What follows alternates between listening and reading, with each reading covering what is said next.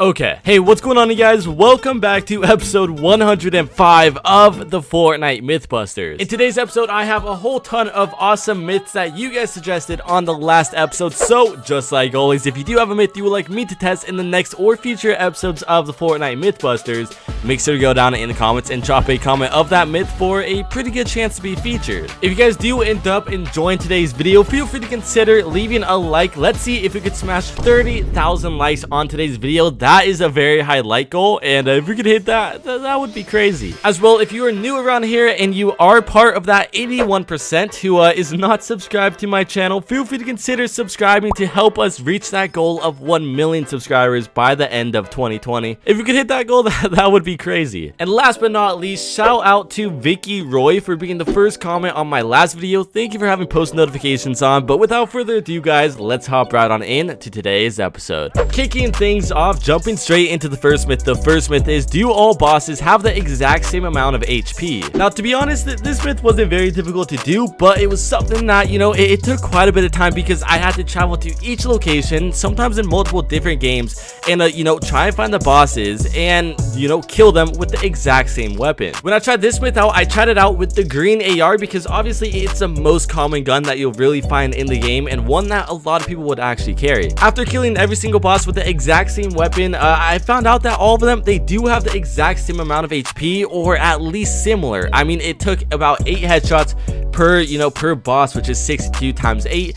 which is about like 496 HP. But obviously you could give or take a little bit because we don't know the exact amount of you know, health bosses do have. But from what I tested, all of them, you know, it took about the exact same amount of damage to kill them. This is good to know. If you are disguised and you walk up straight to, you know, whatever boss it is, you do have just the perfect amount of time to headshot them 8 times with this specific gun. Going into the next myth is, will Midas, see, I actually said it correct for once, will Midas still have the golden touch even if he is disguised as a henchman? I want to give a shout out to Flix because he actually allowed me to use his account to test out this myth because I don't have Midas unlocked. I don't know why. When I tried this myth out, I was actually pretty surprised that when I was disguised as a shadow henchman, I wasn't a ghost henchman for once, I was a shadow henchman, it wouldn't, you know, do the golden touch. I picked up a brand new AR, not one that I was carrying before, one that I literally got dropped or like, you know, out of a chest, and it had no wrap at all, which, you know, if I had a wrap selected, then obviously you would use a wrap, but in this case I deselected a wrap, and you know, it just showed the blank regular AR. What's cool is the moment that I shot a henchman, and you know, when you do damage to a henchman or, you know, another player, your disguise will automatically go away.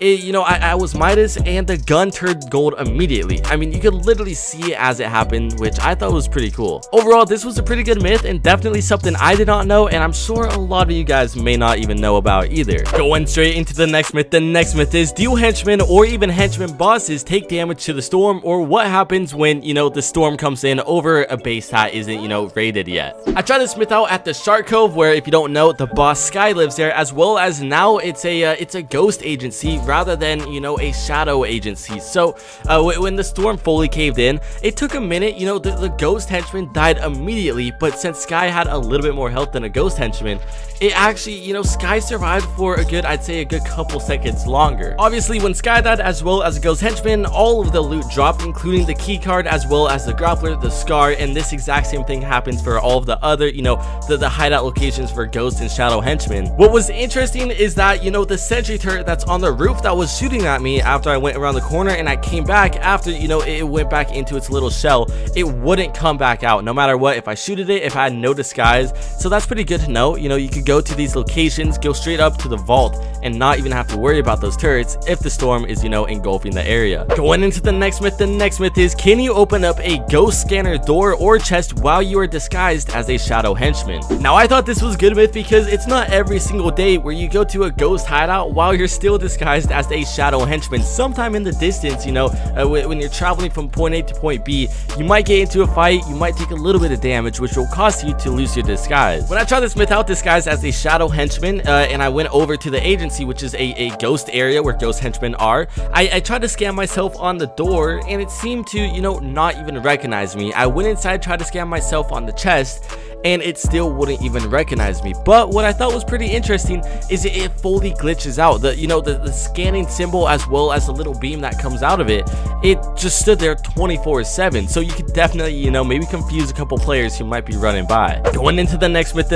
is if you shake somebody down and their teammate throws down decoy grenades, will the red dot appear above the decoy's head? Now I thought this was actually a pretty good myth because I've noticed quite a few people starting to use decoys once again, as well as a lot of people, solo squatting till they shake down the entire squad to, find the rest of their team. I tried this myth out by throwing down decoys before I actually shook down, the enemy, as well as, literally decoys were thrown down after and as well, the exact same time that I shake down the enemy, and the red dot never appeared above the decoys' heads. I guess this is good to know, and it definitely can't be used in a real game, because obviously when people throw down like 6 decoys, it's really difficult to actually find the real player in the crowd. So if you do have a chance, maybe shake down their teammate and maybe find the real enemy out of all of them. Going into the next myth is what happens when you pick up a henchman while they are being revived. Now on this myth, I didn't really understand if you meant to, shake down the henchman or even just straight up carry them. So, I attempted to do both.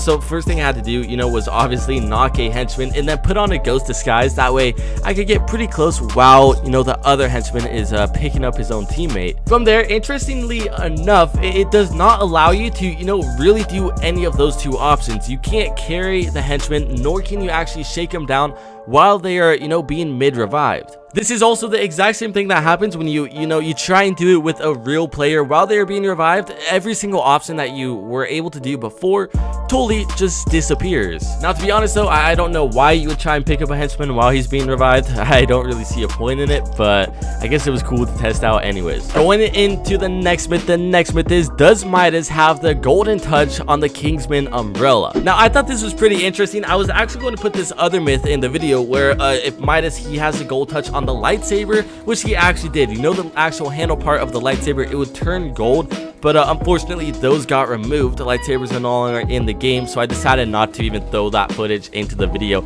So instead I tried it out with the Kingsman Umbrella, and I put both pictures side by side, and there seemed to be literally no difference at all. I mean, Midas, he has the golden touch on every single weapon that he touches, but the Kingsman Umbrella, I guess, somehow has an exception, which totally doesn't make sense. I think it would definitely be cool to, if Midas ever picks up the Kingsman Umbrella, the entire umbrella itself, including the fabric part, rather than, just the actual structure of it, the outline of it. What if it all entirely turns gold? That would be super sick.